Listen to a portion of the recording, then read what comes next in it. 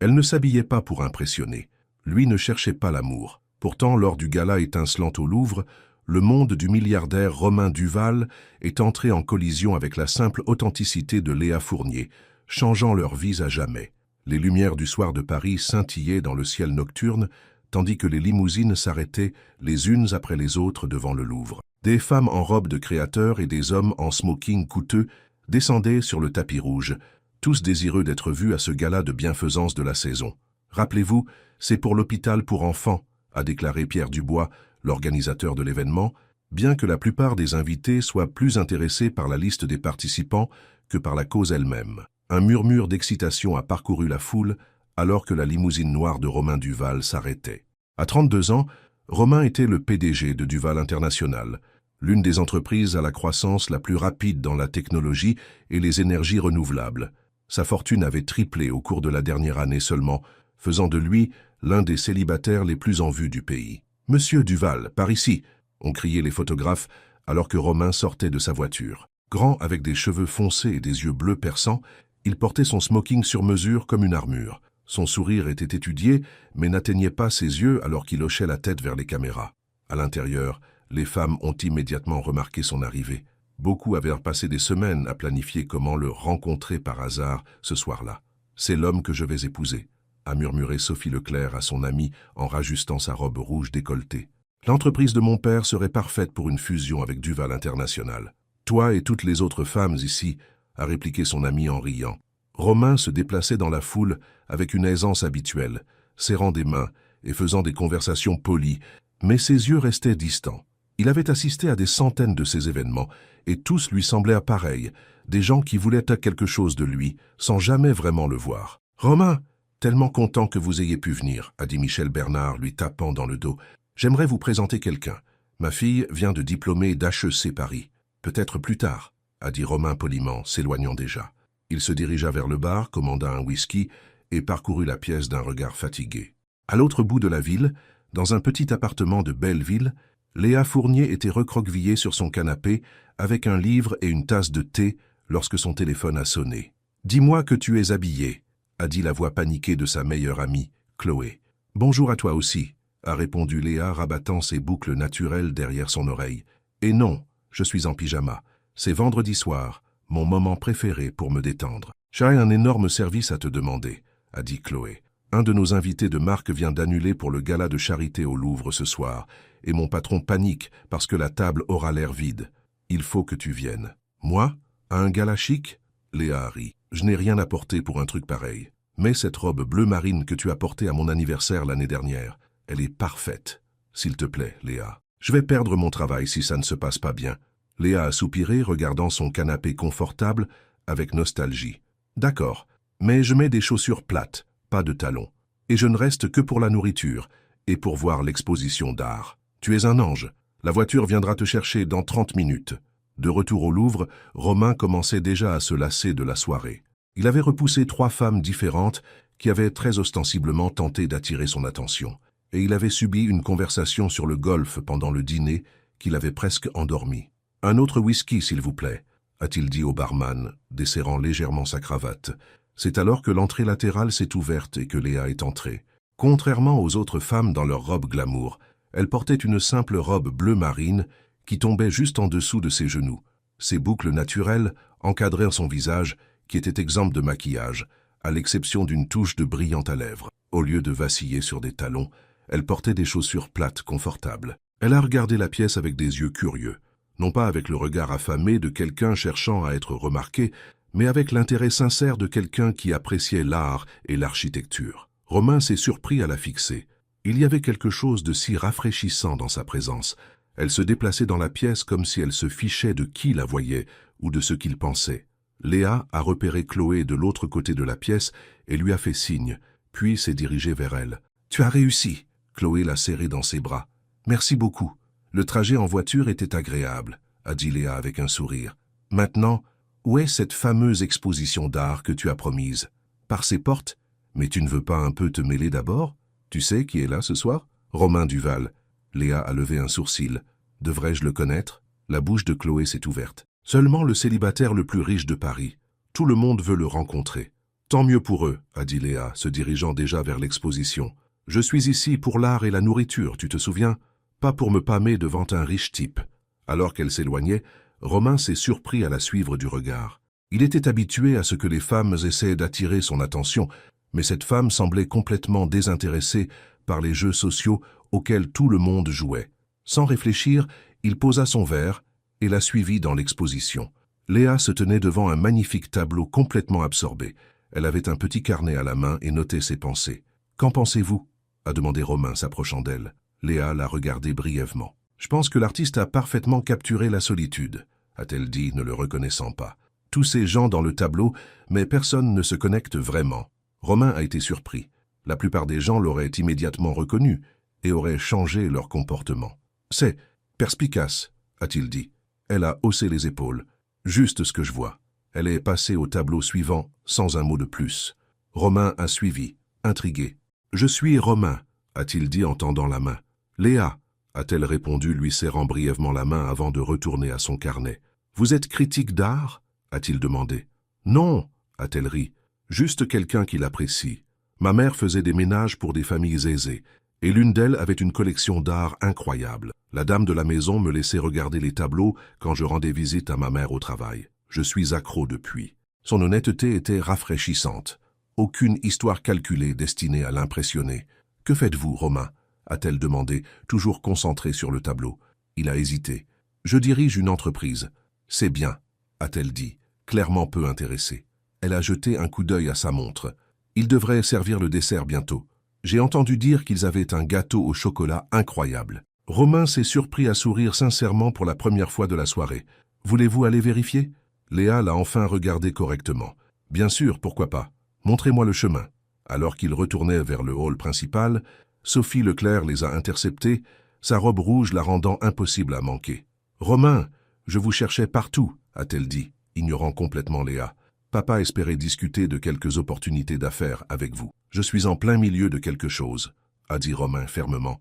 Sophie a finalement remarqué Léa et l'a toisée avec un dédain évident. « Oh, je n'avais pas réalisé que vous étiez occupée. » Son ton laissait clairement entendre ce qu'elle pensait de l'apparence simple de Léa. « Léa, voici Sophie Leclerc » a dit Romain, se sentant étrangement protecteur. « Sophie, voici Léa Fournier. »« Enchantée » a dit Sophie froidement. « Faites-vous partie du personnel de service ?»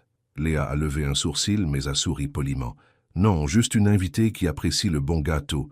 En parlant de ça, elle s'est tournée vers Romain. Je pense que je peux trouver mon chemin vers le buffet des desserts. Enchantée de vous avoir rencontré. » Elle s'éloigna sans un regard en arrière, laissant Romain la regarder. « Eh bien, elle est certainement différente, » a dit Sophie, avec un sourire forcé. « Maintenant, à propos de ces opportunités d'affaires, excusez-moi, » a dit Romain brusquement, laissant Sophie en plein milieu de sa phrase pour suivre Léa.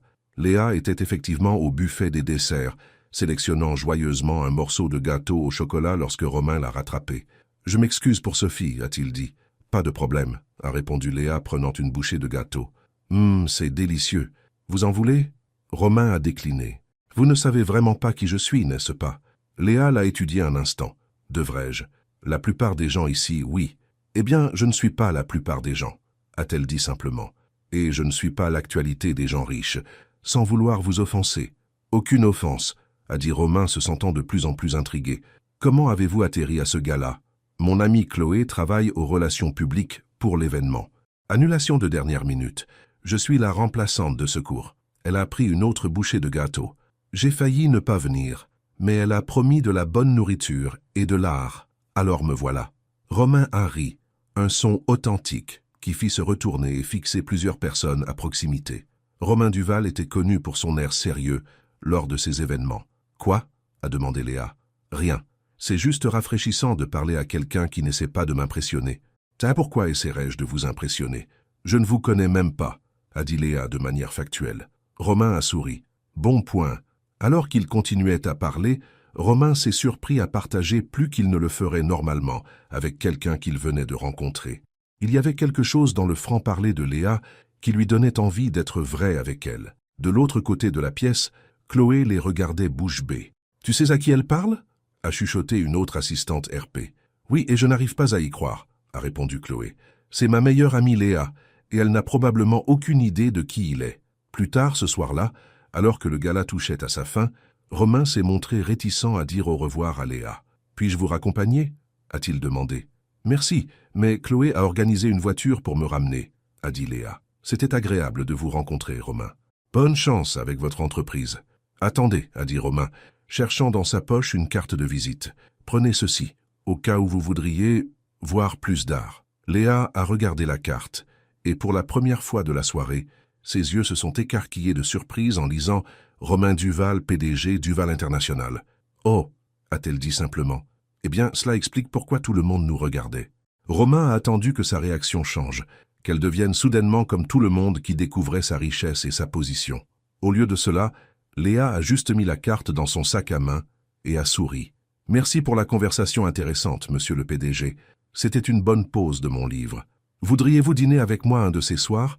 a demandé Romain, se surprenant lui-même par la franchise de la question.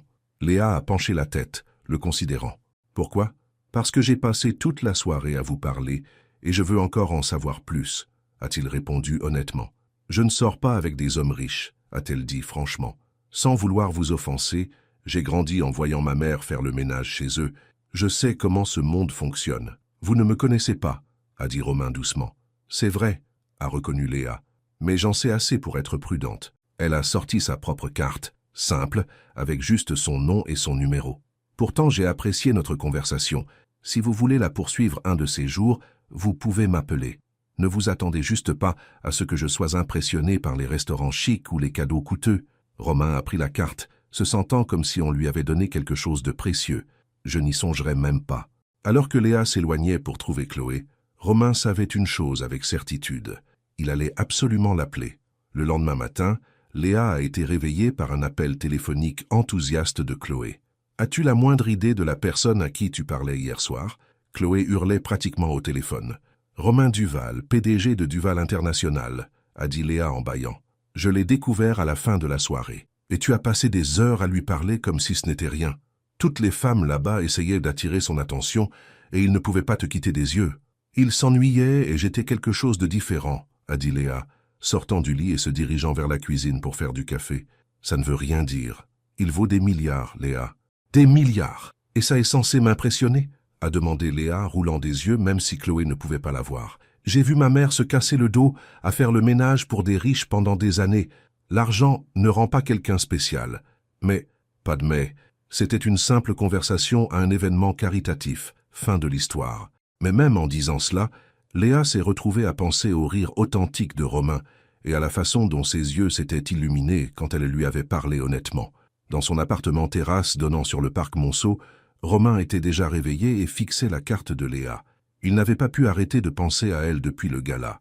Son assistant, Marc, est entré avec son café du matin et son emploi du temps. « Les membres du conseil d'administration appellent déjà à propos de l'affaire Phillips, monsieur. Et votre frère a laissé 3 messages voulant savoir comment s'était passé le gala. Dites-leur que je les rappellerai plus tard, » a dit Romain, toujours en regardant la carte. « Et libérez mon emploi du temps pour le dîner de ce soir. » Marc a levé un sourcil. « Puis-je demander avec qui ?» Romain a finalement levé les yeux, l'air déterminé. « Je ne suis pas sûr qu'elle acceptera encore. » Il a pris son téléphone et a composé le numéro de Léa, se sentant étrangement nerveux. Romain Duval, qui négociait des affaires de milliards d'euros sans transpirer, était anxieux d'appeler une femme qu'il venait de rencontrer. « Allô ?» La voix de Léa a traversé la ligne. « Léa, c'est Romain. D'hier soir. Je me souviens, » a-t-elle dit, et il pouvait entendre le sourire dans sa voix.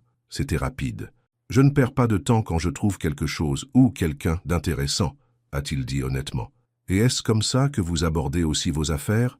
a-t-elle demandé. « Oui, » a-t-il admis, « mais ce n'est pas une affaire. »« Bien, » a dit Léa fermement, « parce que je ne suis pas à vendre. »« Je n'ai jamais cru que vous l'étiez, » a répondu Romain. « Voudriez-vous dîner avec moi ce soir ? Rien de chic, je promets. Vous choisissez l'endroit. » Il y a eu un silence, et Romain s'est retrouvé à retenir son souffle. « Il y a un petit restaurant éthiopien dans mon quartier, » a finalement dit Léa. « La meilleure cuisine de Belleville, et les propriétaires sont des gens formidables.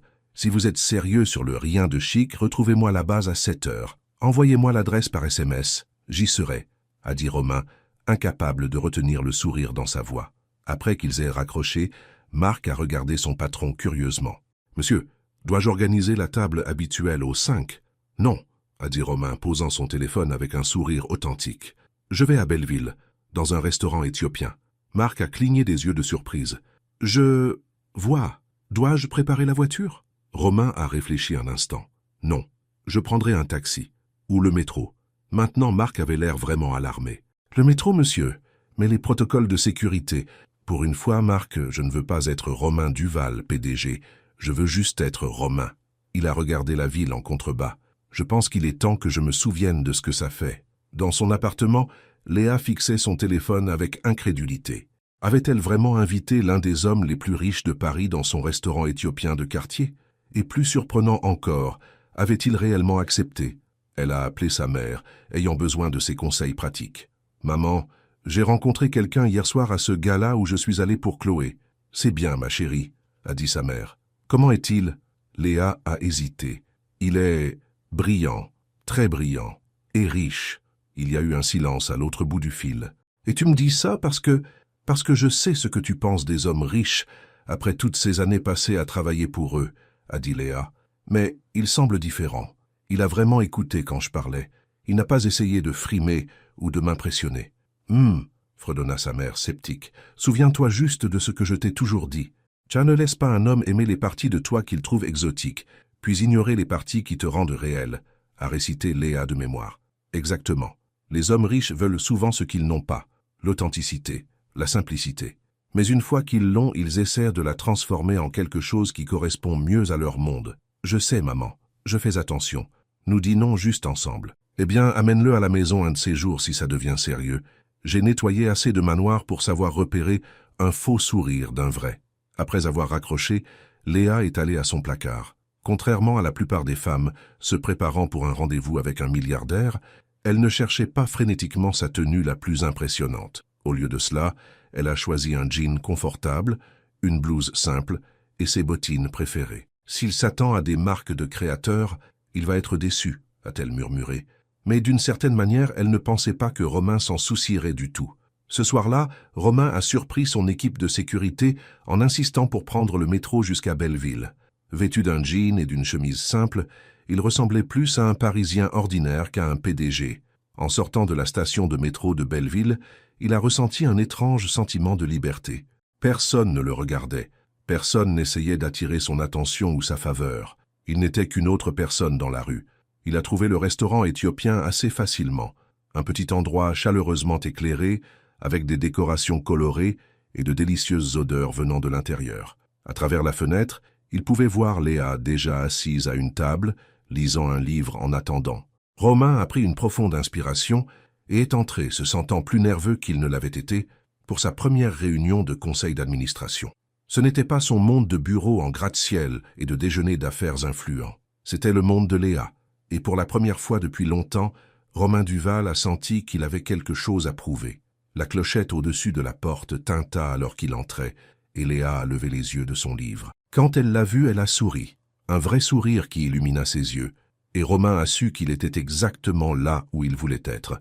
Ce qu'aucun d'eux n'a réalisé, c'est que ce dîner serait le début d'un voyage qui remettrait en question tout ce qu'il pensait savoir sur l'amour, la richesse et ce qui compte vraiment dans la vie. Romain Duval, l'homme qui avait tout, était sur le point d'apprendre ce que cela signifiait de désirer quelque chose qu'il ne pouvait pas simplement acheter.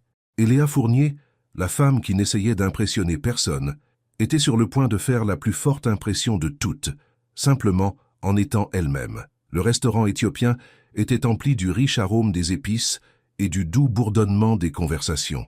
Romain est resté un instant sur le pas de la porte, assimilant l'atmosphère. Il avait mangé dans les meilleurs restaurants du monde, mais il y avait quelque chose de chaleureux et d'accueillant dans ce petit endroit qui manquait souvent à ces établissements coûteux. « Vous êtes venu ?»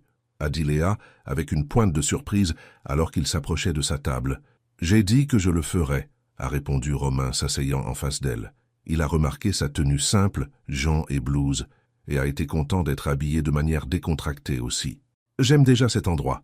Attendez de goûter la nourriture », a dit Léa, fermant son livre et le posant. « J'espère que ça ne vous dérange pas de manger avec les mains. Ils servent tout avec du pain injera que l'on utilise pour ramasser la nourriture. » Romain a souri. « Je vous suis. » Une femme âgée s'est approchée de leur table, son visage s'éclairant en voyant Léa. « Ma cliente préférée, et vous avez amené un ami. » Bonjour, Madame Kébédé, a dit Léa chaleureusement. Voici Romain. Romain, voici Madame Kébédé.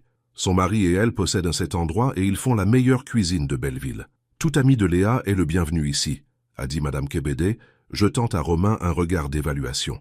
Le plat habituel, Léa? Oui, s'il vous plaît. Et peut-être pourriez-vous nous apporter un assortiment pour que Romain puisse goûter un peu de tout? Bien sûr, bien sûr. Madame Kébédé a tapé affectueusement l'épaule de Léa avant de retourner à la cuisine. Vous venez ici souvent? A demandé Romain.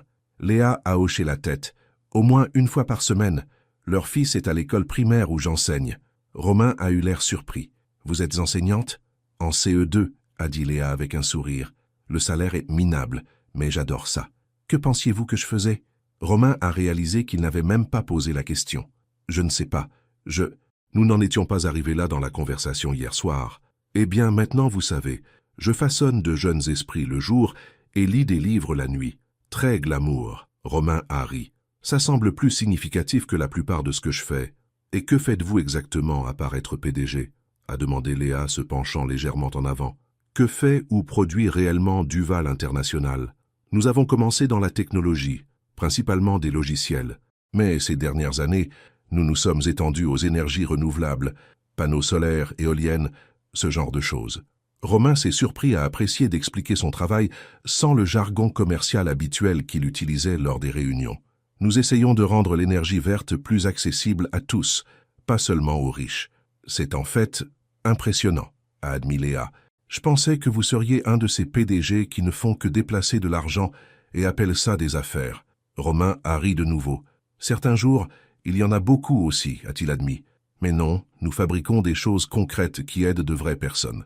Madame Dubois est revenue avec un grand plat et 2 verres de vin de miel. « Servez-vous » a-t-elle dit avec un clin d'œil à Noémie. Romain a observé Noémie déchirer un morceau de lingère spongieuse et ramasser habilement des lentilles épicées.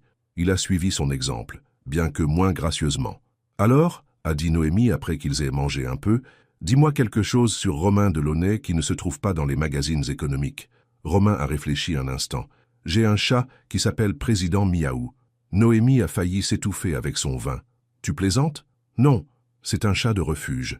Très exigeant. Il dirige mon appartement comme si c'était son royaume personnel. Je ne t'aurais pas imaginé homme à chat, a dit Noémie en souriant. Tu m'aurais imaginé quoi alors? Je ne sais pas.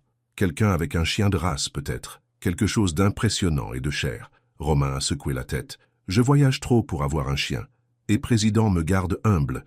Difficile de se sentir comme un grand ponte quand on nettoie une litière. Noémie a ri. Et Romain s'est trouvé enchanté par le son. C'était authentique, comme tout le reste chez elle. « Ton tour, a-t-il dit.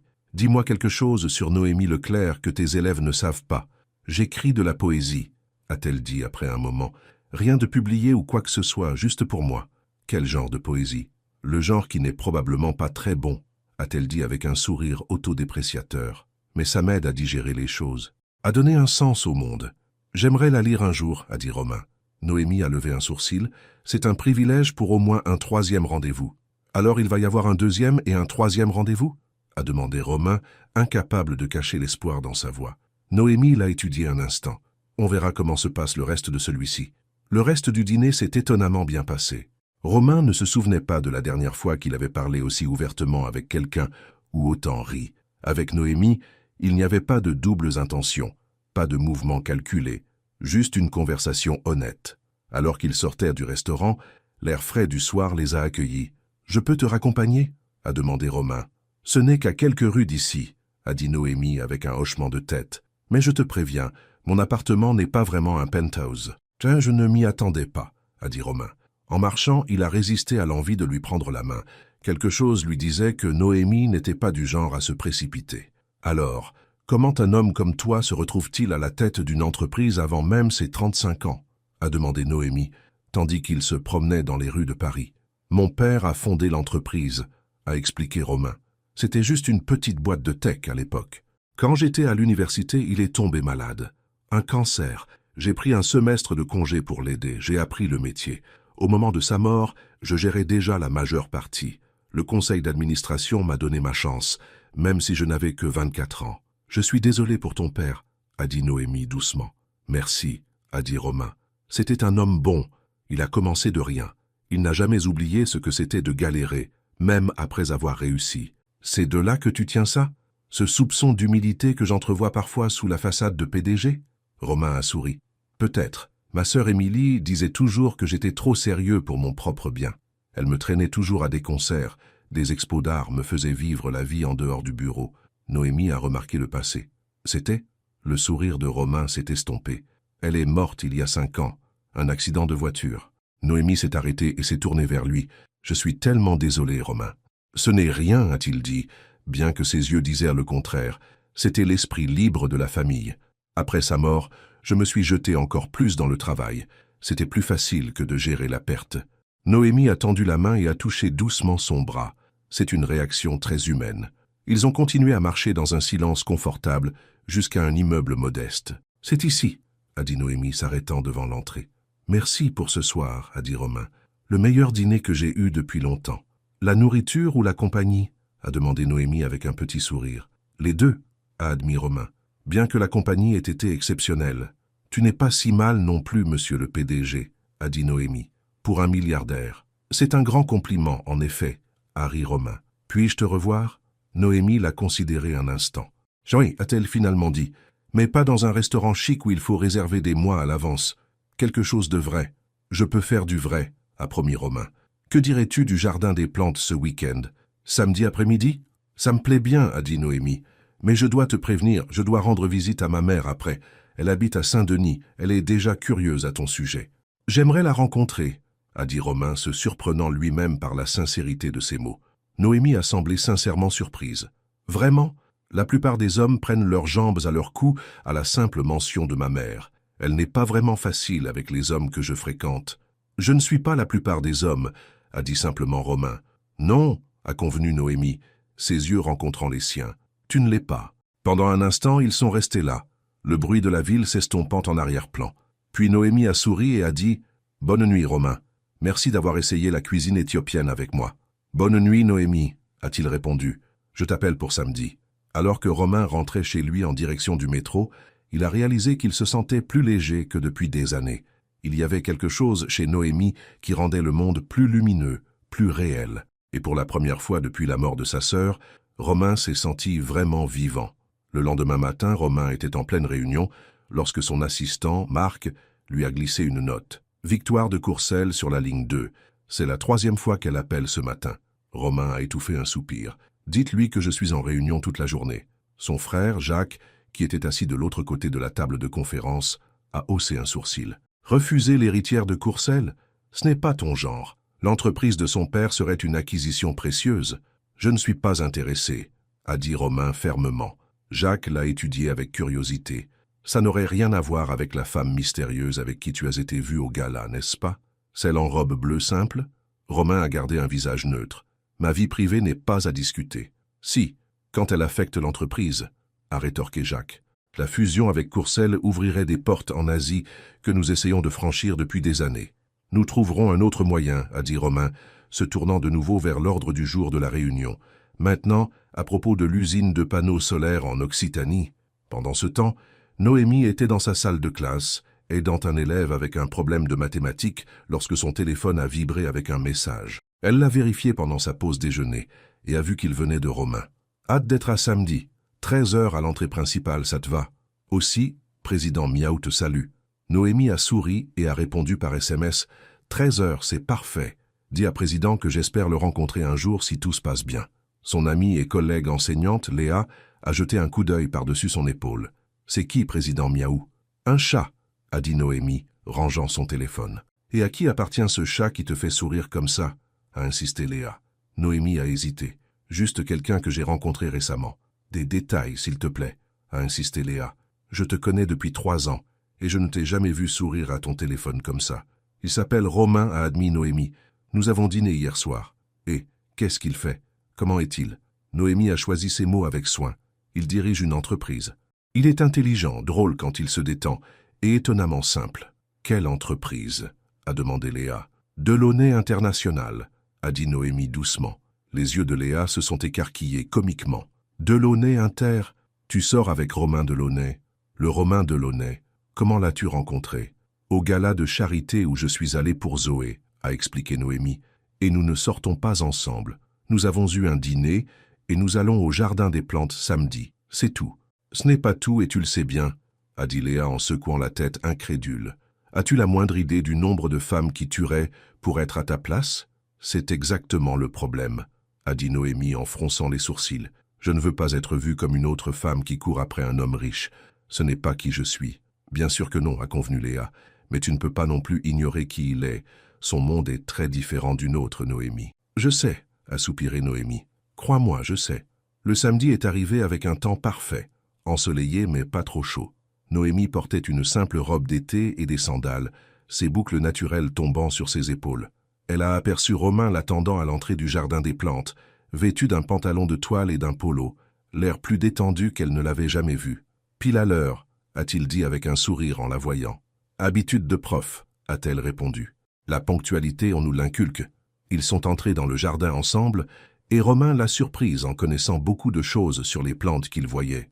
Ma mère adorait le jardinage, a-t-il expliqué en traversant la roseraie. Elle me traînait toujours avec elle pour l'aider le week-end. Je me plaignais à l'époque, mais maintenant je suis reconnaissant pour ses souvenirs. Tes deux parents sont partis? A demandé Noémie doucement. Romain a hoché la tête. Maman est décédée 1 an après mon père. Certaines personnes ont dit que c'était d'un cœur brisé, mais c'était en fait un anévrisme. Quoi qu'il en soit, je les ai perdus tous les deux trop jeunes. Ça a dû être difficile, a dit Noémie. Reprendre l'entreprise tout en gérant cette perte. Ça l'a été, a admis Romain, mais d'une certaine manière, le travail m'a sauvé. Ça m'a donné un but quand j'aurais pu m'effondrer autrement. Il a fait une pause, puis a ajouté « Et ton père? Tu as mentionné ta mère, mais pas lui. Il est parti quand j'avais 7 ans, a dit Noémie d'un ton neutre. Il a décidé que la vie de famille n'était pas pour lui. Maman m'a élevé seule, faisant parfois 2 boulots pour joindre les 2 bouts. Ça n'a pas dû être facile, a dit Romain. Ça ne l'a pas été, a convenu Noémie, mais ça m'a rendue forte. Et ça m'a appris à ne dépendre de personne d'autre pour mon bonheur ou ma sécurité. Romain a étudié son visage. C'est pour ça que tu es si hésitante à notre sujet? Parce que tu penses que je pourrais partir? En partie, a admis Noémie. Mais c'est plus que ça. Ton monde et le mien sont très différents, Romain. J'ai vu comment la richesse change les gens, comment elle peut devenir un mur entre eux et la réalité. Tous les riches ne sont pas comme ça, a argué Romain. Tiens non, mais beaucoup le sont, a rétorqué Noémie. Et même les bonnes personnes ne réalisent souvent pas à quel point leur argent façonne tout ce qui les entoure. Ils ont continué à marcher, tous deux perdus dans leurs pensées. Finalement, Romain a repris la parole. « Je ne peux pas changer qui je suis ou ce que j'ai, » a-t-il dit doucement. « Mais je peux te promettre ceci. Je n'utiliserai jamais ma richesse pour te contrôler ou pour construire des murs entre nous. J'essaie de voir le monde à travers tes yeux, Noémie. Vas-tu au moins essayer de le voir à travers les miens ?» Noémie l'a regardé, voyant la sincérité dans ses yeux. « Je peux essayer, » a-t-elle dit. « C'est tout ce que je peux promettre pour l'instant. » Romain a souri. « Ça me suffit. » Après le jardin des plantes, ils ont pris la voiture de Romain, une berline étonnamment modeste plutôt que la voiture de sport tape à l'œil que Noémie avait imaginée, jusqu'à Saint-Denis pour rendre visite à sa mère. Romain s'est senti de plus en plus nerveux à mesure qu'ils approchaient de la petite maison bien entretenue. « N'oublie pas, ma mère ne mâche pas ses mots », a averti Noémie alors qu'ils marchèrent vers la porte. Elle a vu trop de choses en travaillant pour des familles riches pour être impressionnée par l'argent ou le statut. « Notez », a dit Romain, redressant sa chemise nerveusement. La porte s'est ouverte avant qu'il ne puisse frapper, révélant une femme d'une 60aine d'années avec la même peau brune chaude et les mêmes yeux expressifs que Noémie, bien que ses cheveux soient maintenant principalement gris. « À pile à l'heure, a dit Gisèle Leclerc, serrant sa fille dans ses bras avant de tourner son regard perçant vers Romain, « et ce doit être le milliardaire. »« Maman, a dit Noémie d'un ton d'avertissement. « Quoi? J'ai tort, a demandé Gisèle, regardant Romain de haut en bas. « Non, madame, vous n'avez pas tort, a dit Romain en tendant la main. « Romain Delaunay, c'est un plaisir de vous rencontrer. » Gisèle lui a serré la main, sa poigne était ferme. « On verra bien. Entrez, tous les deux. J'ai préparé le déjeuner. » La maison était petite mais impeccable, remplie de coussins colorés et de photos de famille. Romain a remarqué de nombreuses photos de Noémie enfant, mais aucune d'un homme qui pourrait être son père. « Asseyez-vous, » a commandé Gisèle, montrant la table à manger. Le repas est presque prêt. Pendant que Gisèle s'affairait dans la cuisine, Romain a chuchoté à Noémie. « Elle est exactement comme je l'imaginais. »« Terrifiante, » a chuchoté Noémie en retour. « Impressionnante, » a corrigé Romain. Le déjeuner était un repas simple mais délicieux de poulet rôti, de légumes verts et de gratin de macaroni. Gisèle a observé Romain attentivement pendant qu'il mangeait. « Alors, a-t-elle finalement dit, Noémie me dit que vous dirigez une grande entreprise. »« Oui, madame, Delaunay International. Nous sommes dans la technologie et les énergies renouvelables. »« a dit Gisèle, semblant peu impressionnée. « Et quelles sont vos intentions avec ma fille ?»« Maman, a exclamé Noémie. « C'est une question légitime, a insisté Gisèle. Les hommes riches ne fréquentent pas les institutrices de primaire, à moins qu'ils ne veuillent quelque chose. Avec tout le respect que je vous dois, madame Leclerc, a dit Romain calmement, je ne suis pas les hommes riches. Je suis juste un homme qui trouve votre fille remarquable. Elle est honnête, intelligente, et voit le monde d'une manière qui me met au défi. Je n'ai aucune intention cachée. J'apprécie simplement d'être avec elle. » Gisèle l'a étudié un long moment. « Vous avez l'air sincère, mais j'ai déjà entendu de belles paroles de la part d'hommes bien habillés. »« Je comprends votre scepticisme, » a dit Romain. « Je ne m'attends pas à ce que vous me fassiez confiance tout de suite. Tout ce que je demande, c'est que vous me donniez une chance de faire mes preuves par des actions, pas des mots. » L'expression de Gisèle s'est légèrement adoucie. C'est un début. Elle s'est tournée vers Noémie. « Il parle bien, je lui accorde ça. » Noémie a levé les yeux au ciel. « Il peut t'entendre, maman. » Gisèle s'est tournée de nouveau vers Romain. « J'ai passé 30 ans à faire le ménage chez des hommes comme vous, monsieur Delaunay. J'étais invisible pour eux. Ils parlaient de leurs aventures, de leurs affaires louches, de leurs vrais sentiments sur leurs femmes, tout cela pendant que j'étais là à épousseter leurs meubles chers. Ils ne me voyaient pas comme une personne. C'est terrible, a dit Romain sincèrement, et malheureusement courant. Ma propre entreprise a été coupable de ne pas considérer le personnel de soutien comme des personnes à part entière. C'est quelque chose que j'essaie de changer. Et comment ça se passe ? A demandé Gisèle, semblant sincèrement curieuse maintenant. Lentement, a admis Romain. Le changement est généralement lent. Mais nous avons augmenté notre SMIC, amélioré les avantages sociaux et créé un programme de bourse pour les enfants des employés. C'est un début. Gisèle a hoché la tête pensivement. Noémie m'a dit que vous aviez perdu votre sœur. Le changement soudain de sujet a pris Romain au dépourvu. Oui, il y a 5 ans.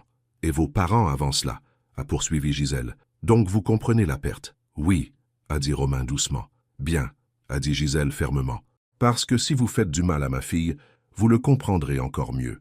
Maman, a de nouveau exclamé Noémie, mais Romain souriait en fait. Je n'attendais rien de moins, a-t-il dit à Gisèle. Votre fille a de la chance de vous avoir pour la protéger. C'est bien le moins, a convenu Gisèle, mais il y avait maintenant une pointe d'approbation dans ses yeux. Le reste du déjeuner s'est étonnamment bien passé. Gisèle a partagé des histoires sur Noémie enfant, comment elle lisait toujours, posait toujours des questions, prenait toujours la défense des plus faibles. Elle a donné un coup de poing dans le nez à un garçon quand elle avait 9 ans, a raconté Gisèle avec fierté. Il intimidait un enfant plus petit et Noémie ne l'a pas laissé faire. Elle avait été suspendue 3 jours, mais je n'étais même pas fâché. « Tiens, j'imagine ça parfaitement », a dit Romain souriant à Noémie qui semblait gênée mais satisfaite. Alors qu'il partait, Gisèle a pris Romain à part pendant que Noémie était aux toilettes. « Elle est spéciale », a dit Gisèle doucement. Non pas parce qu'elle est belle ou intelligente, bien qu'elle soit les deux, elle est spéciale parce qu'elle sait qui elle est. N'essayez pas de changer cela. Je n'en rêverai pas, a promis Romain. Son authenticité est ce qui m'a attiré chez elle en premier lieu. Gisèle a hoché la tête. Vous semblez différent de la plupart des hommes riches que j'ai connus, moins arrogant. Mais rappelez-vous ce que j'ai dit, des actions, pas des mots. Je n'oublierai pas, l'a assuré Romain. Dans la voiture en revenant vers Paris, Noémie semblait pensive. Elle vous aime bien, a-t-elle finalement dit. Comment peux-tu le dire, a demandé Romain. Elle vous a resservi du gratin de macaroni, a dit Noémie avec un sourire. C'est un compliment de la part de Gisèle Leclerc. Romain a ri. Je suis honoré. Et pour la petite histoire, c'était le meilleur gratin de macaroni que j'ai jamais mangé. Je lui dirai que vous l'avez dit, a dit Noémie. Ça vous rapportera plus de points. Alors qu'il s'arrêtait devant l'immeuble de Noémie, Romain s'est tourné vers elle. Merci pour aujourd'hui, de m'avoir montré ton monde. Ça, c'est un monde beaucoup plus petit que le tien, a dit Noémie. Mais à bien des égards, il est plus riche, a répondu Romain honnêtement. Il y a une chaleur, une authenticité qui me manquait. Noémie a étudié son visage. Tu le penses vraiment, n'est-ce pas? Oui, a dit Romain. Mon monde est plein de gens qui veulent quelque chose de moi. Dans le tien, les gens veulent juste être avec toi. Il y a une grande différence. Sans y réfléchir à 2 fois, Noémie s'est penchée et l'a embrassé doucement sur la joue. Tu me surprends, Romain Delaunay. Bien, a-t-il dit, sa voix un peu rauque, parce que tu me surprends depuis le moment où nous nous sommes rencontrés. Noémie est sortie de la voiture, mais avant de fermer la portière, elle a dit « Tu m'appelles demain ?» Romain a hoché la tête. Même des chevaux sauvages ne pourraient m'en empêcher.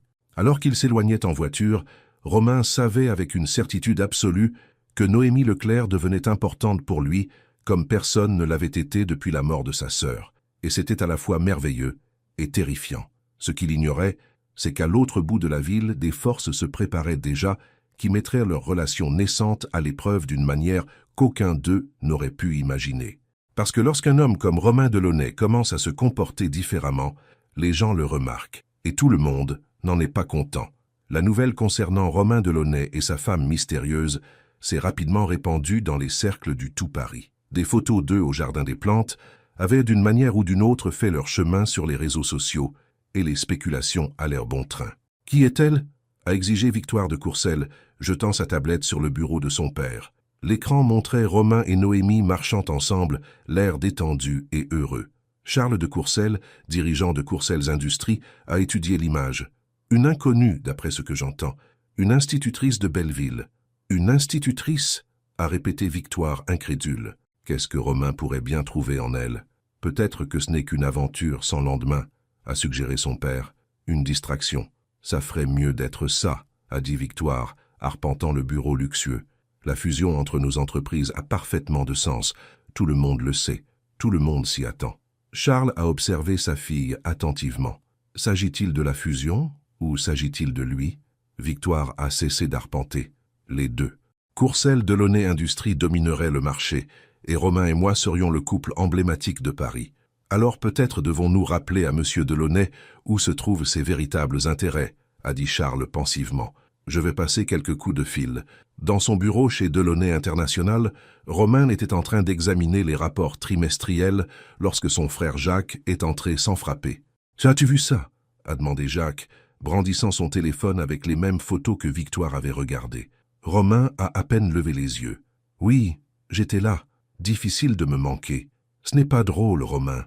Le conseil d'administration est préoccupé. » Maintenant, Romain a levé les yeux. « À propos de quoi? Ma vie privée ?» « À propos de la fusion avec Courcelles, » a dit Jacques. « Charles de Courcelles a appelé ce matin. Il reconsidère notre proposition et nous savons tous les deux pourquoi. La fusion n'a jamais été garantie, » a souligné Romain. « Elle était presque faite jusqu'à ce que tu commences à fréquenter cette institutrice, » a dit Jacques, faisant sonner le mot comme une insulte. « À quoi penses-tu? Elle n'est pas de notre monde. »« C'est exactement ce que j'aime chez elle, » a dit Romain en se levant. « Et ma vie privée n'est pas à discuter. Même avec toi. » Jacques a soupiré. « Écoute, je suis content que tu aies trouvé quelqu'un. Vraiment. Après la mort d'Émilie, nous étions tous inquiets pour toi. Mais le timing ne pouvait pas être pire. Cette fusion représente des milliards pour l'entreprise. Il y a d'autres moyens de nous développer, » a dit Romain fermement. « Des moyens qui ne m'impliquent pas dans une relation avec quelqu'un qui ne m'intéresse pas. Au moins, rencontre Charles, » a plaidé Jacques. « Arrange les choses. Tu n'as pas à t'engager avec Victoire, ne ferme juste pas la porte à la fusion. » Romain y a réfléchi. « D'accord, organise la réunion, mais fais-lui bien comprendre que c'est strictement professionnel. » Après le départ de Jacques, Romain s'est rassis, ressentant le poids de sa position. Pendant des années, il avait pris des décisions basées uniquement sur ce qui était le mieux pour l'entreprise. Maintenant, pour la première fois, son bonheur personnel entrait en ligne de compte. Il a pris son téléphone et s'est surpris à sourire en envoyant un message à Noémie. « Dîner chez moi ce soir? Je cuisine. Et tu pourras enfin rencontrer Président Miaou. » Noémie était en pleine leçon sur les fractions lorsque son téléphone a vibré. Pendant sa pause, elle consulta son téléphone et sourit à l'invitation de Romain. Ils sortaient ensemble depuis 3 semaines maintenant, se voyant tous les quelques jours. Chaque fois, elle se sentait de plus en plus attirée par lui malgré ses réserves initiales. Elle répondit par SMS. « Tu cuisines? Il faut absolument que je voie ça. Envoie-moi l'adresse. J'apporterai le dessert. » Au moment de ranger son téléphone, sa collègue Léa s'approcha. « Tu le vois toujours, n'est-ce pas? Le milliardaire. Il s'appelle Romain, » dit Noémie. « Et oui, nous nous voyons toujours. Tu n'as pas dit aux autres professeurs qui il était, » remarqua Léa. « C'est pourquoi ce secret ?» Noémie soupira. « Parce que je ne veux pas être la prof qui sort avec Romain Duval. Je veux juste être moi. » « Eh bien, tu pourrais ne plus avoir le choix bientôt, » dit Léa, tendant son téléphone à Noémie. Sur l'écran, il y avait une des photos prises au Jardin des Plantes avec le titre « La nouvelle femme mystère de Romain Duval, Qui est-elle? L'estomac de Noémie se serra. Oh non, c'était inévitable, dit Léa avec sympathie. Il est trop en vue pour passer inaperçu. C'est exactement ce que je ne voulais pas, gémit Noémie. En as-tu parlé avec lui? De ce que cela signifie vraiment pour ta vie privée de sortir avec lui? Pas vraiment, admit Noémie. Tout allait si bien, je ne voulais pas gâcher tout ça avec la réalité. Eh bien, la réalité est là, dit Léa en désignant le téléphone. Tu ferais mieux de savoir si tu es prête à ça. Ce soir-là, Noémie prit un taxi jusqu'à l'adresse que Romain lui avait envoyée, surprise quand il la mena à un ancien entrepôt réaménagé dans le Marais, plutôt qu'à un immeuble de grand standing. Le bâtiment était beau mais discret, sans l'ostentation qu'elle avait imaginée. Romain la fit monter au dernier étage.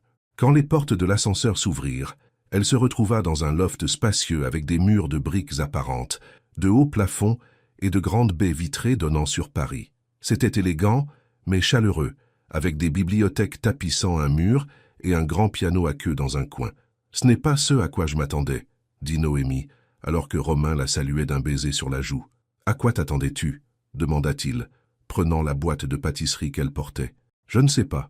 Quelque chose de plus ostentatoire » suggéra Romain avec un sourire. « Peut-être, » admit Noémie. « Ça ressemble à une vraie maison. »« C'en est une, » dit Romain.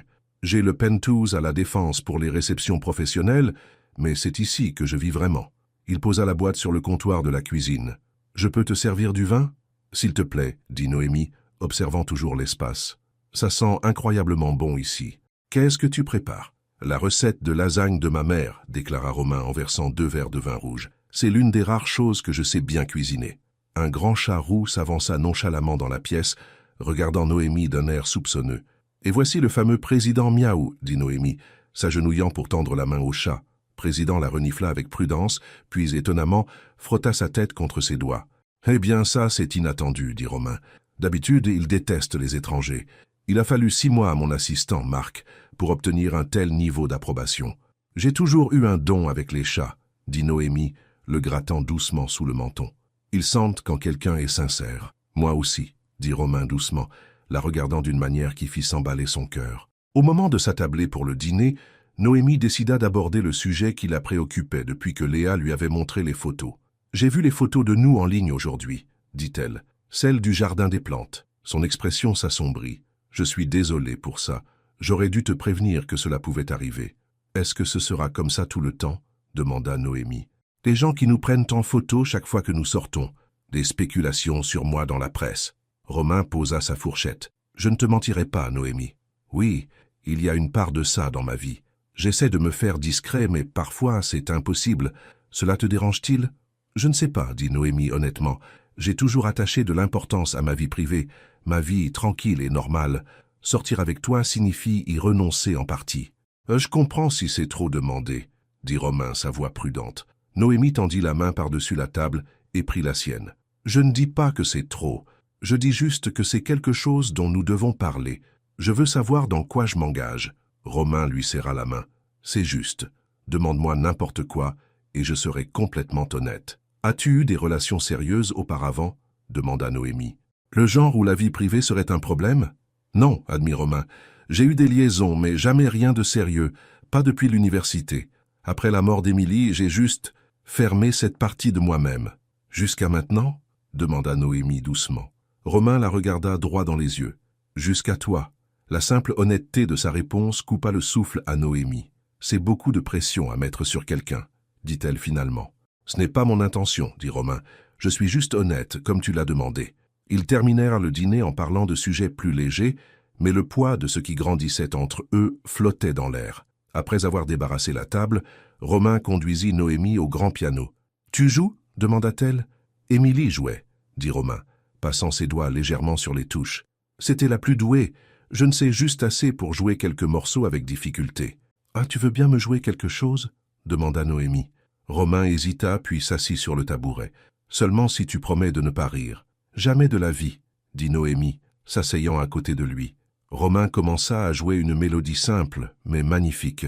Ses doigts se déplaçaient avec précaution, parfois des fausses notes, mais l'émotion dans la musique était indéniable. « C'est ravissant, » dit Noémie quand il eut fini. « Qu'est-ce que c'est ?»« Quelque chose qu'Émilie a composé, » dit Romain. « Elle l'appelait « Lumière du matin ». J'essaie de l'apprendre correctement depuis des années, mais je n'y arrive jamais tout à fait. Cela m'a semblé parfait, dit Noémie doucement. Romain se tourna pour la regarder, leur visage très proche. Noémie, Le moment fut interrompu par le téléphone de Romain qui sonna bruyamment.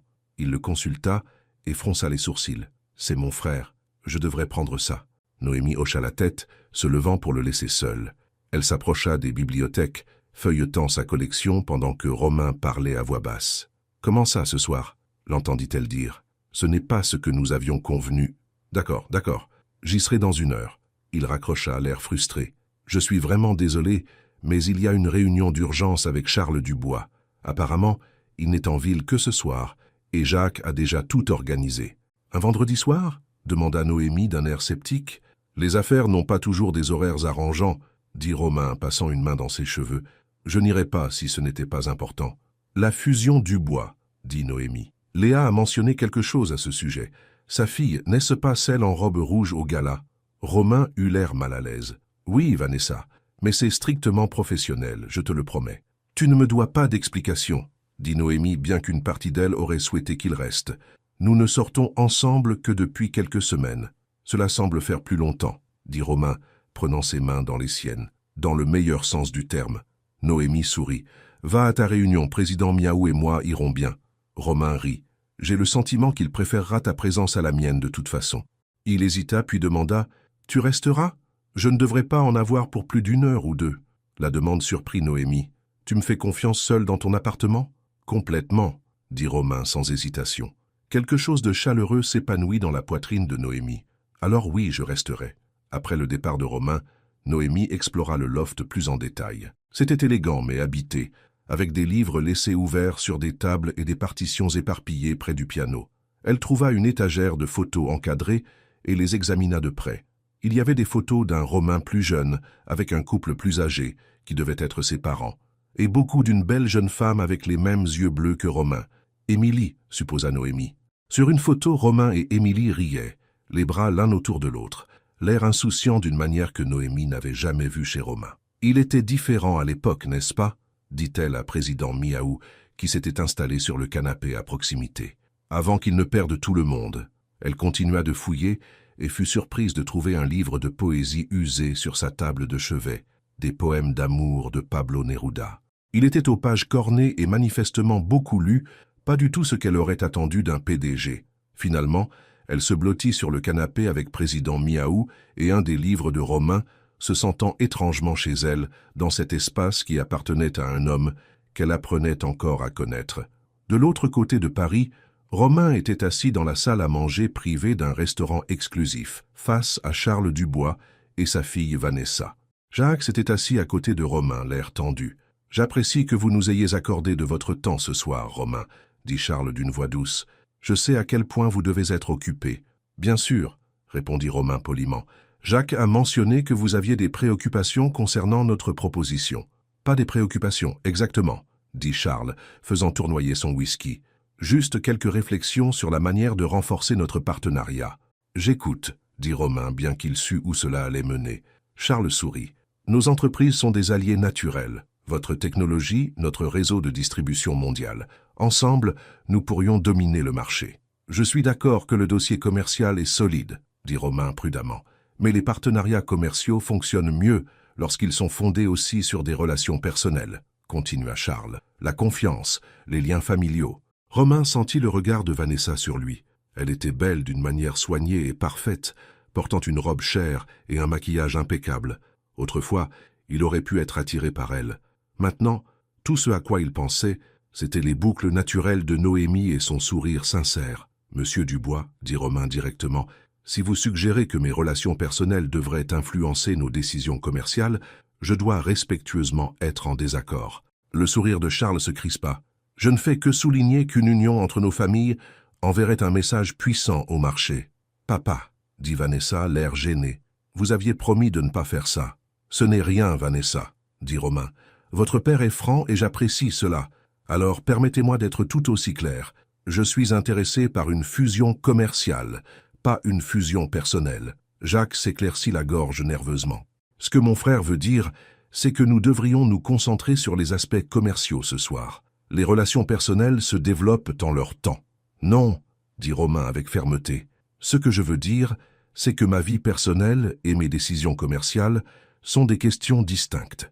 Si Dubois Industries veut s'associer à Duval International, ce sera uniquement sur la base d'intérêts commerciaux mutuels. L'expression de Charles se durcit. Je vois. Et cette professeure à vous comprend-elle dans quoi elle s'engage? Les responsabilités qui viennent avec le fait d'être lié à quelqu'un dans votre position? Romain sentit un éclair de colère. Laissez Noémie en dehors de ça. Impossible, dit Charles froidement. Elle est déjà impliquée. Les photos sont partout. Les gens posent des questions. Qui est-elle? Que veut-elle? Quel est son objectif? Elle n'a aucun objectif caché, dit Romain. C'est justement ça. Tout le monde a un objectif caché, Romain, répondit Charles. Tu es juste trop aveuglé pour voir le sien. Romain se leva. Cette réunion est terminée. Si vous voulez discuter de la fusion, faites en sorte que vos gens appellent les miens pendant les heures de bureau. Alors qu'il sortait, Jacques se pressa derrière lui. Romain, attends, tu ne peux pas simplement abandonner cet accord. Regarde-moi faire, dit Romain sans ralentir. Il s'agit de l'entreprise, pas seulement de toi, argumenta Jacques, saisissant le bras de Romain. Pense aux actionnaires, aux employés. Romain s'arrêta et se tourna vers son frère. J'y pense.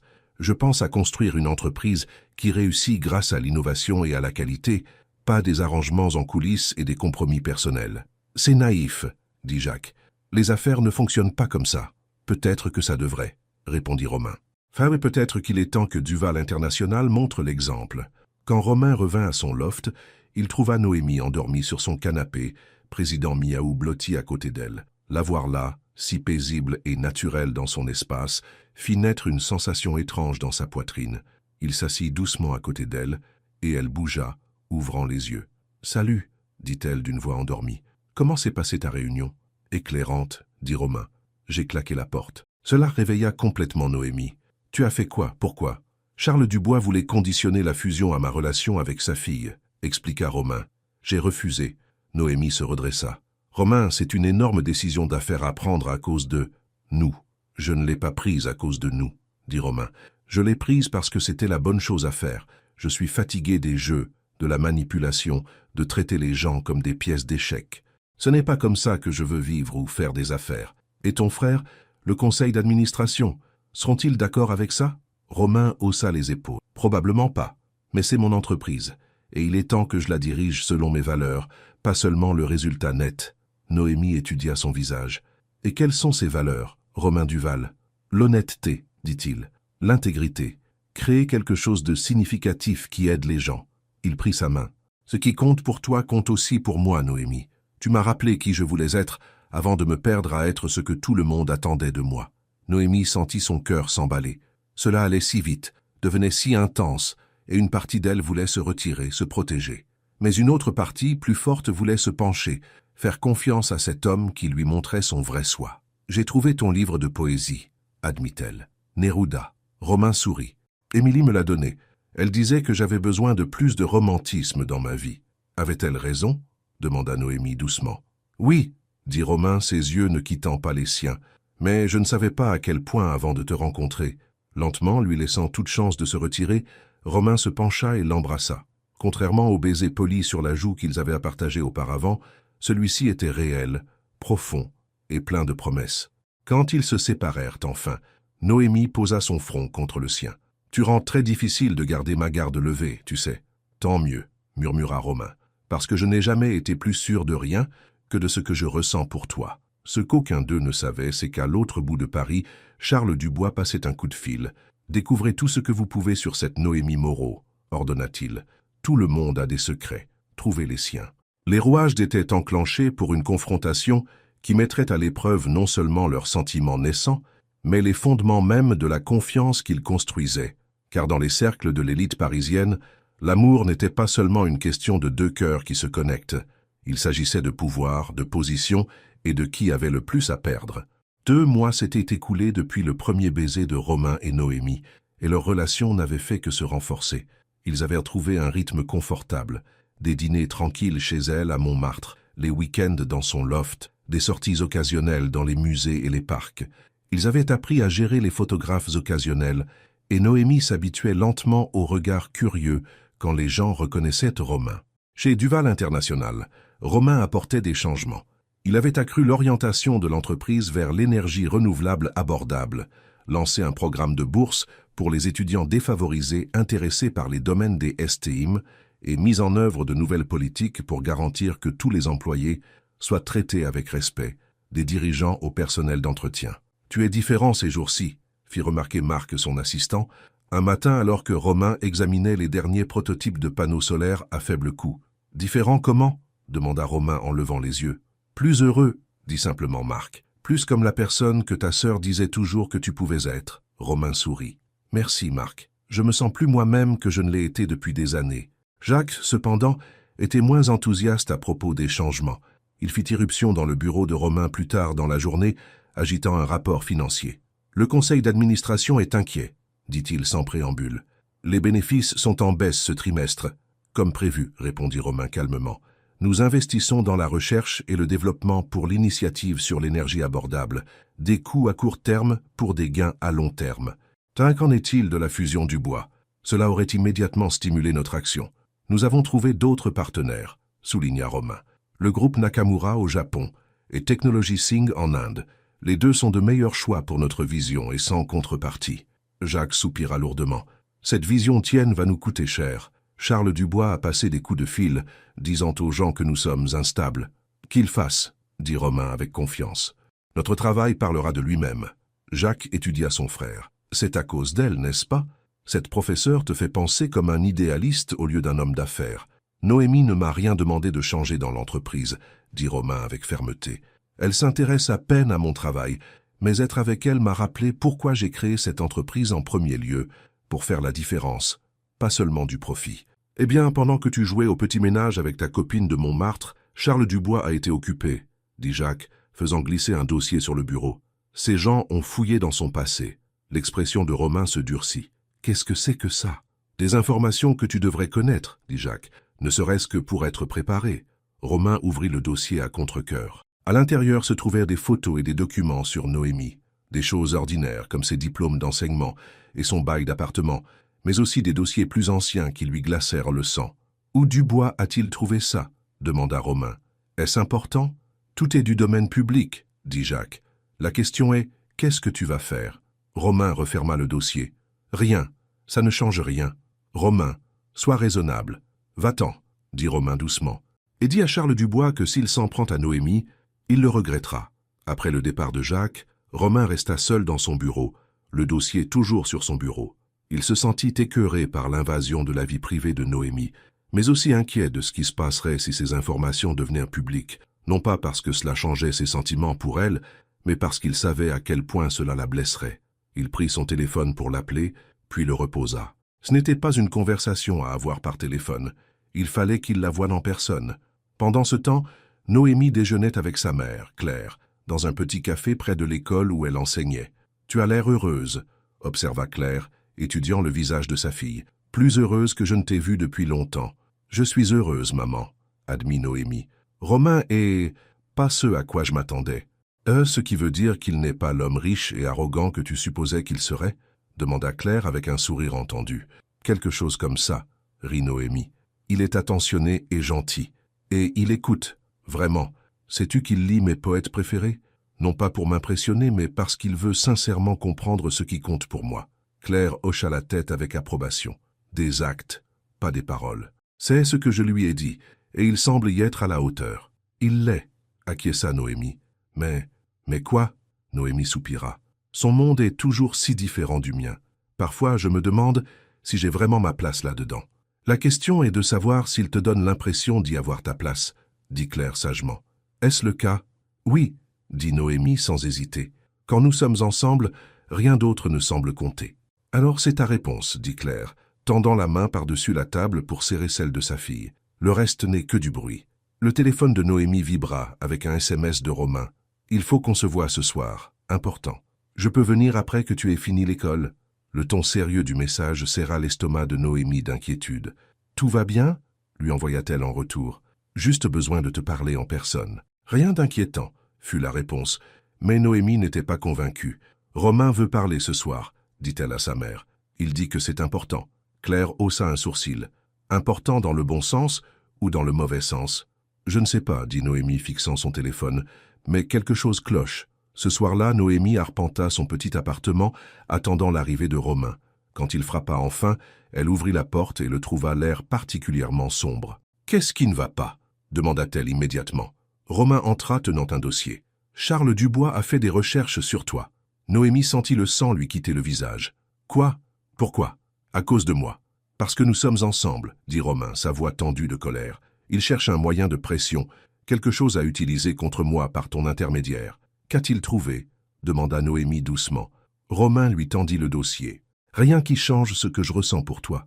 Rien qui devrait importer à qui que ce soit. » Des mains tremblantes, Noémie prit le dossier et l'ouvrit.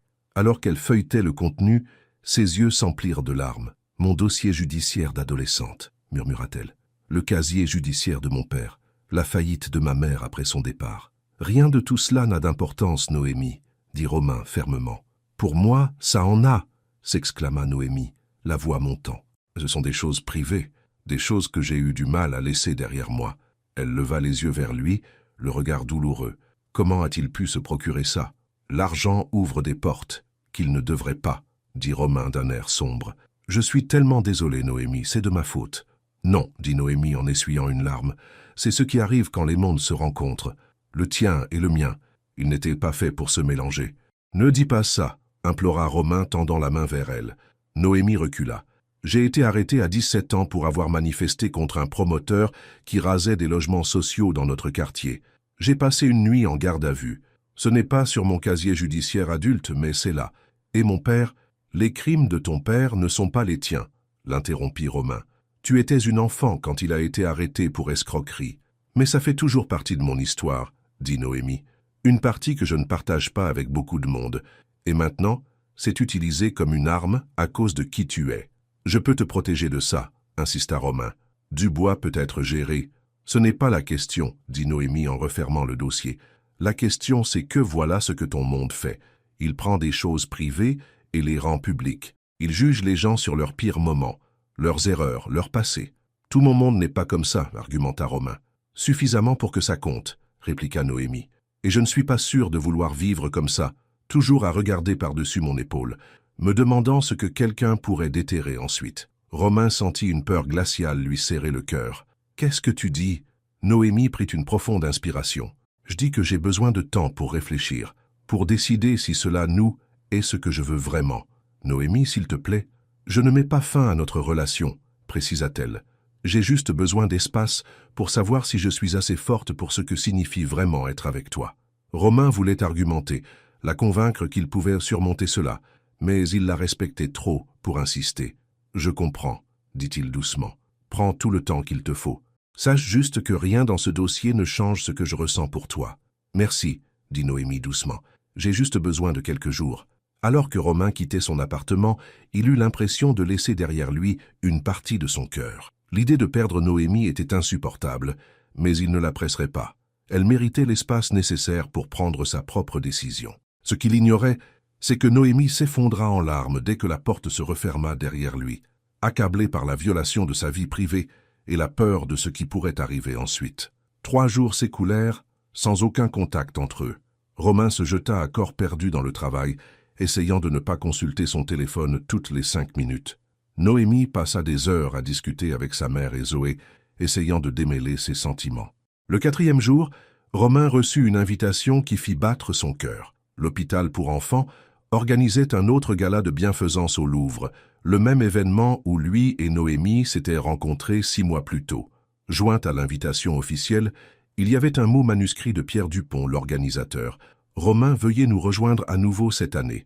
Nous avons réservé des places pour vous et mademoiselle Sinclair si elle est disponible. » Romain fixa l'invitation, se souvenant à quel point sa vie avait été différente avant cette nuit-là, comme elle avait été vide, creuse, malgré tout son succès. Noémie avait tout changé, apportant couleur et chaleur à son existence si soigneusement contrôlée. Il saisit son téléphone et, avant de pouvoir se raviser, lui envoya un message. « Gala de l'hôpital pour enfants ce week-end. Même événement que notre rencontre. Voudrais-tu y aller avec moi? Aucune pression. Je comprendrai si tu n'es pas prête. » De l'autre côté de Paris, dans son quartier de Belleville, Noémie corrigeait des copies quand son téléphone vibra. Voir le nom de Romain fit un bond à son cœur. Il lui avait terriblement manqué ces derniers jours, mais elle avait eu besoin de ce temps pour réfléchir. Elle lut son message plusieurs fois, se remémorant cette première nuit. À quel point elle s'était sentie différente de tous les autres présents. Comment Romain l'avait vue, vraiment vue, quand personne d'autre ne l'avait fait. Après mûre réflexion, elle tapa sa réponse. « Oui, j'y irai, mais il y a quelque chose que je dois faire d'abord. Peux-tu me rejoindre à la bibliothèque municipale près de mon école demain à 16 heures ?» La réponse de Romain fut immédiate. « J'y serai. » Le lendemain, Romain arriva à la bibliothèque municipale de Belleville 15 minutes en avance, ajustant nerveusement sa cravate. Il venait directement du bureau, ne sachant pas ce que Noémie voulait lui montrer. Elle arriva pile à l'heure, magnifique dans ses simples vêtements d'institutrice, ses boucles naturelles encadrant son visage. La voir fit palpiter son cœur de désir. « Merci d'être venu, » dit-elle, sa voix formelle, comme s'ils étaient à nouveau des étrangers. « Bien sûr, » répondit Romain, luttant contre l'envie de la prendre dans ses bras. « Qu'est-ce que tu voulais me montrer ?»« Suis-moi, » dit Noémie, le conduisant dans la bibliothèque et au premier étage. Elle l'amena à une petite salle communautaire où une vingtaine d'enfants, âgés de 7 à 12 ans, étaient assis à des tables avec des livres et des cahiers. « C'est mon programme de soutien scolaire après l'école, » expliqua Noémie. « 2 fois par semaine, je travaille avec des enfants qui ont besoin d'une aide supplémentaire en lecture et écriture. » Une petite fille aperçut Noémie et courut vers elle. « Mademoiselle Sinclair, j'ai fini le livre que vous m'avez donné. »« C'est merveilleux, Lucie, » dit Noémie chaleureusement. « Je t'en trouverai un autre avant que tu ne partes aujourd'hui. » Les enfants l'accueillirent par des salutations, l'adorant manifestement. Noémie présenta Romain simplement comme « mon ami », sans mentionner son nom de famille ni sa position. « Pourquoi m'as-tu amené ici ?» demanda Romain doucement tandis que les enfants reprenaient leur travail. « Parce que c'est mon monde », dit simplement Noémie. « Ces enfants, ce travail, c'est ce qui compte pour moi. Certains d'entre eux viennent de milieux difficiles, comme moi. Certains ont des parents en difficulté ou absents, comme les miens l'étaient.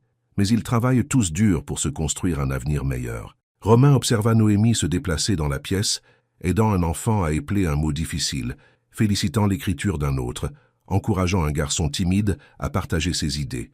Elle était dans son élément ici, confiante et déterminée. « Ils ont de la chance de t'avoir, » dit Romain sincèrement. Noémie se tourna vers lui, les yeux sérieux. « Si Charles Dubois ou quiconque rend mon passé public, cela ne m'affectera pas seulement moi. Cela pourrait affecter ce programme, ces enfants. Les parents pourraient ne pas vouloir que leurs enfants soient enseignés par quelqu'un avec un casier, même un casier judiciaire d'adolescente. L'école pourrait subir des pressions. » Romain eut la nausée à cette pensée. « Je ne laisserai jamais ça arriver. Tu pourrais ne pas pouvoir l'arrêter, » fit remarquer Noémie. « C'est la réalité. »« Alors tu mets fin à notre relation, » dit Romain, sa voix creuse. « Non, » dit Noémie, le surprenant. « Je te montre ce qui est en jeu. J'avais besoin que tu vois cela avant que je prenne ma décision. » L'espoir vacilla dans la poitrine de Romain. « Et quelle est ta décision ? Que si nous devons être ensemble, nous devons nous investir à fond, » dit fermement Noémie. « Plus de cachette, plus d'espoir que la presse se désintéresse. Nous affronterons tout ce qui vient ensemble, honnêtement et ouvertement. »« C'est exactement ce que je veux, » dit Romain, un soulagement l'envahissant. « Mais, » continua Noémie, « j'ai besoin de savoir que tu comprends dans quoi tu t'engages. Je ne suis pas parfaite, Romain. Mon histoire familiale est compliquée. J'ai fait des erreurs, et je ne changerai pas qui je suis, ni ne ferai semblant d'être quelqu'un que je ne suis pas, même pour toi.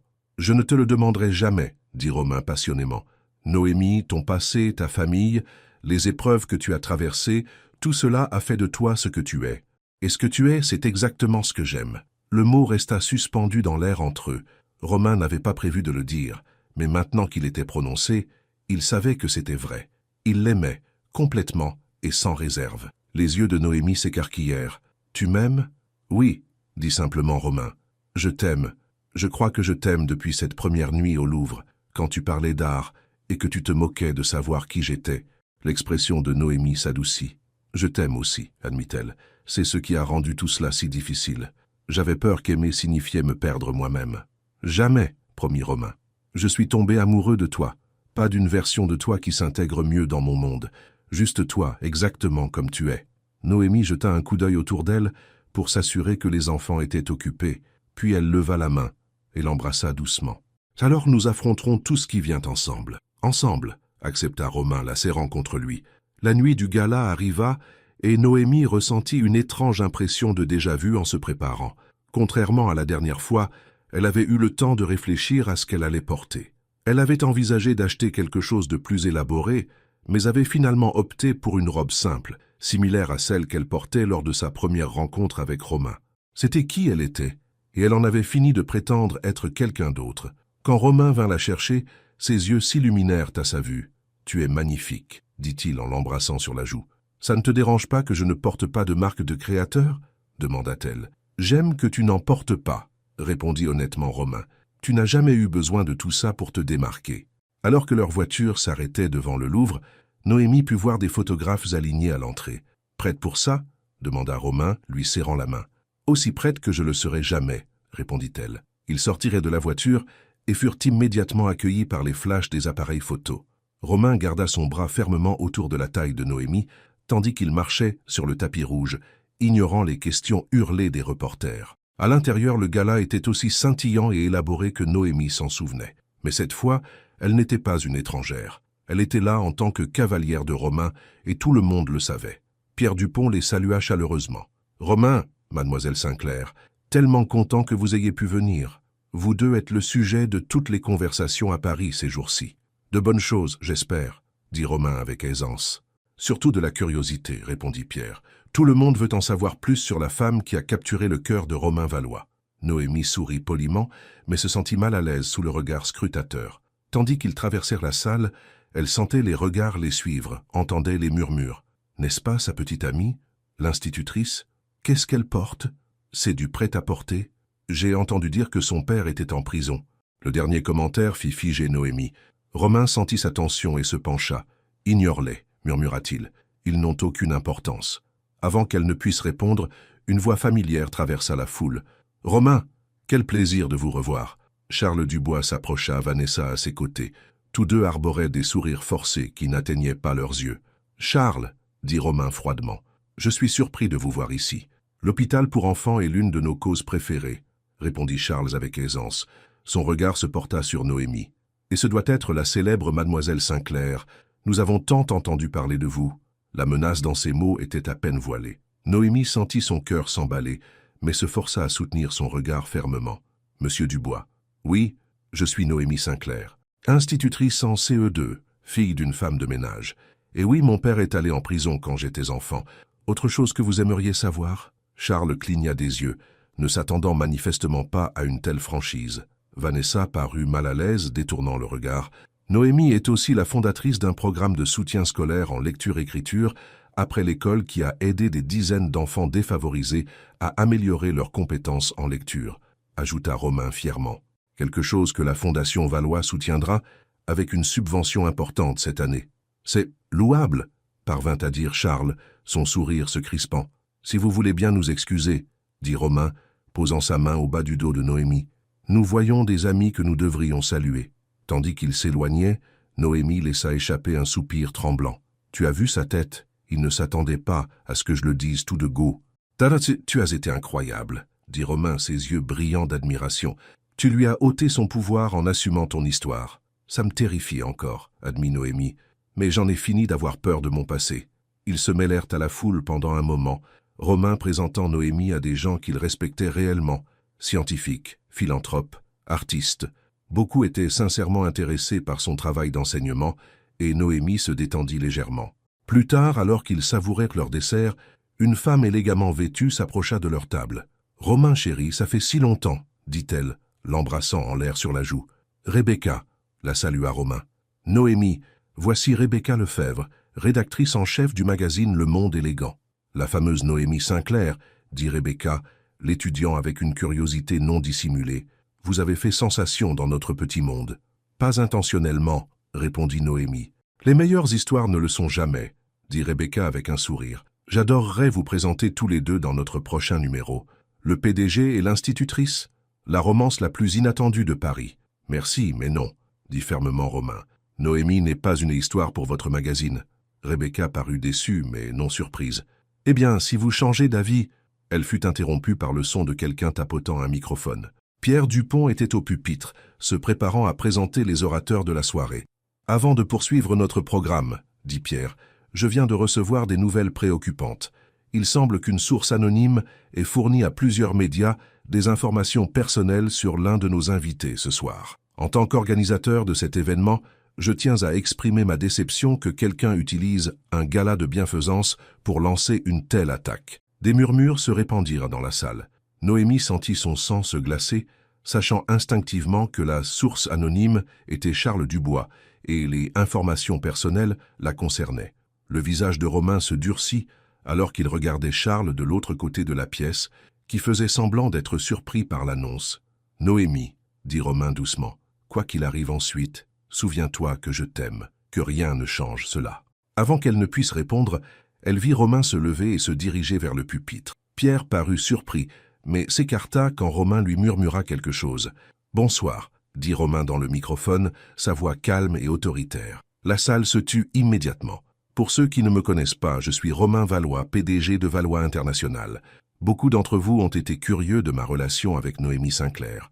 Noémie sentit tous les regards de la salle se tourner vers elle. Elle se redressa, refusant de paraître honteuse ou effrayée. Noémie et moi nous sommes rencontrés ici même, lors de cet événement, il y a 6 mois, poursuivit Romain. Elle n'était pas habillée pour impressionner qui que ce soit. Elle ne cherchait pas à faire du réseau ni à attirer mon attention. Elle était juste elle-même, honnête, intelligente et totalement authentique. Il regarda directement Noémie pendant qu'il parlait, ses yeux pleins d'amour et de fierté. J'ai récemment appris que quelqu'un ici ce soir a tenté d'utiliser des détails du passé de Noémie pour l'embarrasser, et par extension, moi. Il pensait pouvoir nous séparer en exposant des choses qu'elle préférerait garder privées. Des halètements et des murmures remplirent la salle. Charles Dubois se remua mal à l'aise sur son siège. « Alors que les choses soient claires, » dit Romain, sa voix devenant plus forte. « Oui, Noémie a été arrêtée à 17 ans pour avoir manifesté contre la démolition de logements sociaux dans son quartier. Oui, son père est allé en prison pour escroquerie quand elle était enfant. Et oui, sa mère a travaillé comme femme de ménage pour des familles riches pour joindre les deux bouts. » Noémie sentit les larmes lui monter aux yeux, non pas de honte, mais de l'émotion accablante d'entendre Romain la défendre si publiquement, si fièrement. « Mais voici ce que vous devriez savoir d'autre, » continua Romain. Noémie a financé ses études universitaires tout en aidant à soutenir sa mère. Elle est devenue institutrice parce qu'elle croit que chaque enfant mérite une chance d'avoir un avenir meilleur. Elle dirige un programme parascolaire sur son temps libre, sans rémunération, pour aider les élèves en difficulté à apprendre à lire et à écrire. Il marqua une pause, regardant autour de la salle. Elle ne s'est pas habillée pour m'impressionner, parce qu'elle n'en avait pas besoin. Elle m'a impressionné en étant elle-même, et pour la première fois de ma vie, je n'essaye d'impressionner personne non plus, juste elle. Noémie reconnut les mots de la prémisse qu'elle lui avait partagés, émue qu'il les ait si parfaitement retenus. « J'aime Noémie Sinclair », déclara Romain, sa voix résonnant dans la salle silencieuse. Non pas malgré son passé, mais parce que tout ce qu'elle a vécu a fait d'elle la femme remarquable qu'elle est aujourd'hui. Quiconque pense pouvoir nous séparer en exposant son histoire ne comprend pas ce qu'est le véritable amour. Il regarda directement Charles Dubois maintenant. Et quiconque pense pouvoir utiliser des attaques personnelles pour influencer des décisions commerciales ne comprend pas comment je gère mon entreprise. Sur ce, Romain s'éloigna du pupitre et revint vers Noémie, qui se tenait debout, les larmes coulant sur son visage. Quand il l'atteignit, elle se jeta dans ses bras, se moquant de qui les regardait. « Je t'aime », murmura-t-elle, tellement. La salle éclata en applaudissements. Non pas le genre poli et retenu habituellement entendu lors de tels événements, mais des applaudissements sincères et enthousiastes. Des gens étaient debout, certains essuyant leurs propres larmes. Charles Dubois et Vanessa sortirent discrètement par une porte latérale, leur tentative de sabotage ayant échoué de manière spectaculaire. Rebecca Lefebvre les approcha de nouveau, ses yeux brillants d'excitation. « Ça allait ça, dit-elle. C'était une histoire qui méritait d'être racontée. Toujours pas intéressé par un article, dit fermement Romain, son bras autour de Noémie. C'est juste, concéda Rebecca. Mais ce discours fera les gros titres demain, avec ou sans votre coopération. » Alors que la nuit avançait, une personne après l'autre vint exprimer son soutien et son admiration. Certains partagèrent leurs propres histoires de dépassement de passés difficiles. D'autres louèrent le travail de Noémie avec les enfants. « Je n'avais aucune idée que ça arriverait, » dit Noémie à Romain, alors qu'ils avaient enfin un moment seuls. « Que les gens seraient si acceptants. Les gens réagissent à l'authenticité, » dit Romain. « Quelque chose que tu m'as appris. » Alors que le gala touchait à sa fin, ils s'éclipsèrent tôt, tous deux épuisés émotionnellement par le drame de la soirée. « Où ça ?» demanda le chauffeur alors qu'il s'installait dans la voiture. Romain regarda Noémie d'un air interrogateur. « À la maison, dit-elle simplement. Chez toi. » 3 semaines plus tard, Noémie était assise à une table près de la fenêtre, dans un café tranquille de Montmartre, lisant un recueil de poésie. L'histoire de cette nuit au gala avait en effet fait les gros titres, mais la réaction du public avait été majoritairement positive. Le discours de Romain était devenu viral, beaucoup louant sa défense de Noémie et leur véritable histoire d'amour. La valeur boursière de Valois International avait même augmenté par la suite, les investisseurs réagissant à l'intégrité et à la vision claire de Romain. La fusion avec Dubois fut oubliée, remplacée par des partenariats plus alignés qui servaient mieux la nouvelle direction de l'entreprise. Noémie leva les yeux de son livre pour voir Romain marcher vers le café. Il ne portait pas de costume pour une fois, juste un jean et une simple chemise. Aucun chauffeur n'attendait dehors, aucun assistant ne le suivait avec un téléphone et un emploi du temps. Il était juste lui-même.